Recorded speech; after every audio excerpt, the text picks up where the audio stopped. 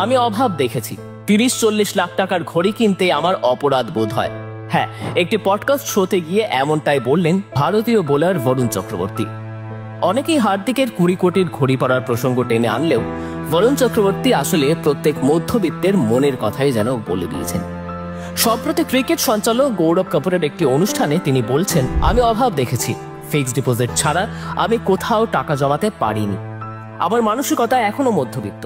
আমি জানি অর্থের ক্ষমতা অনেক বেশি, আর তাই সেই অর্থ বুঝে খরচ করা উচিত। তিনি আরো বলেন, আমার মনে হয় টাকা দিয়ে নিজের জীবন না বদলে অন্যের জীবনও বদলানো যায়, তাতে টাকার সঠিক ব্যবহার হয়। তাই 30 বা 40 লক্ষ টাকার ঘড়ি কিনতে আমার অপরাধ বোধ হয়। সেই টাকা দিয়ে আসলে কারো 2 বা 3 পুরুষের অর্থের সমস্যাও মেটানো যায়। কিন্তু হ্যাঁ, আজ আইপিএল এবং ভারতীয় দলে সুযোগ পাওয়ার কারণে বরুণের আর্থিক সচ্ছলতা রয়েছে, তাই তার কাছে বর্তমানে অর্থের অভাব নেই।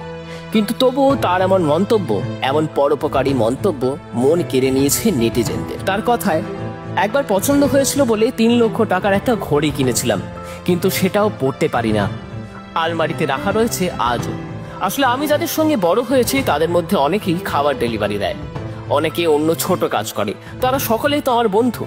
সেই বন্ধুদের সামনে দামি ঘড়ি পরলে মনে হবে ওদের অসম্মান করছি, তাই আমি পরতেই পারবো না। হ্যাঁ, এশিয়া কাপ টুর্নামেন্টের আগে হার্দিকের ঘড়ির দাম নিয়ে শুরু হয়েছিল জোর চর্চা।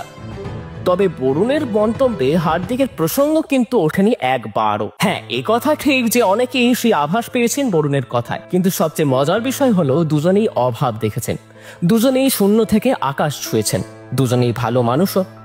এবার মানসিকতা তো প্রত্যেকের ভিন্ন হওয়াটাই স্বাভাবিক, তাই না? আর সেই কারণেই হার্দিককে ট্রোল নয়, বরং বরুণের মানসিকতাকে কুর্নিশ জানানোই আমাদের উচিত।